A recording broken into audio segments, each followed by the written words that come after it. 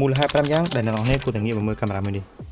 នេះគឺជាកាមេរ៉ា Lumix F5 Mark II មូលហេតុទី1ដែលខ្ញុំចង់ឲ្យអ្នកនរគ្នាដឹងនោះគឺកាមេរ៉ាមួយនេះអាចថតបានរហូតដល់ Open Gate 3:4 ratio ចំណុចមួយហ្នឹងគឺឈ្នះកាមេរ៉ាផ្សេងបាត់ហើយប្រសិនបើអ្នកនរគ្នាអត់ទាន់ស្គាល់ Open Gate ទេអាចចូលទៅមើលវីដេអូចាស់របស់ខ្ញុំបានហើយខ្ញុំសង្ខេបវាខ្លីចឹងពេលថតមកយើងបានរូបភាព wide អ្នកនរគ្នាចង់ធ្វើពីឈរក៏បានធ្វើប្តីក៏បានចំណុចទី2ហ្នឹងគឺ Active IS Technology checking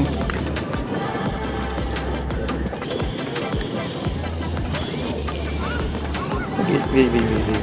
កាន់ដៃធម្មតាមិនបាច់ប្រើ gimbal ទេអត់មានបញ្ហាអ្នកណាក៏ស្គាល់ដែរថារឿង stabilize កាមេរ៉ា Lumix នេះសឹងតែគ្រប់ស៊េរីមកគឺខ្លាំងខ្ញុំបានកាន់ជើងប៉ុន្តែវាជាការពិតហើយសុំថែមបន្តិច autofocus របស់ S5 Mark II នេះ improve ច្រើនមែនទែនទទួលស្គាល់ថាលើកនេះគឺមួយឆ្ងាញ់តែម្ដងចំណុចទី3ខ្ញុំមានប្រាប់ថាកាមេរ៉ាមួយនេះអាចថតរហូតដល់ 6K Open Gate ស្ដាប់អត់ច្រឡំទេ 6K ច្បាស់ clean ថ្លាអីទៀតថតរហូតដល់ 4K 60 frame 180 frame ជាមួយនឹង Full HD resolution មានច្រើនជម្រើសមែនទែនថតរហូតដល់10 bit សម្រាប់ resolution setting អត់មានឲ្យបណ្ដាគេចុះអាមផាយទេរើសមកស្រឡាញ់ជម្រើសពិសេសសម្រាប់ high end PC and your PC ឲ្យតែកុំព្យូទ័រនេះហត់រួច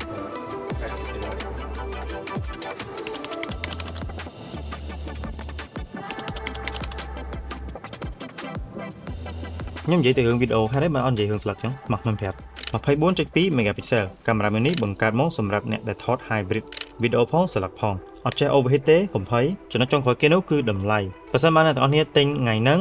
ថ្ងៃផុសវីដេអូហ្នឹងគឺអ្នកទាំងអស់គ្នានឹងទទួលបាន cashback រហូតដល់$400អញ្ចឹងតម្លៃនេះគឺសម្រាប់ promotion ឆ្នាំថ្មីយើងនឹងឯងសម្រាប់ body only គឺតម្លៃ$1998ចុះមកនៅត្រឹមតែ$1598ហើយបើ kit lens វិញជាមួយនឹង2060 $2248ចុះមកនៅត្រឹមតែ$1848ថែមជួលកាដូផ្សេងៗជាមួយនឹង SD card 128GB សម្រាប់ព័ត៌មានបន្ថែមអាចឆាតចូល page សប្បាយណាស់កាប់រ៉ា shop បានអរគុណសម្រាប់ការទស្សនាជួបគ្នានៅវីដេអូក្រោយ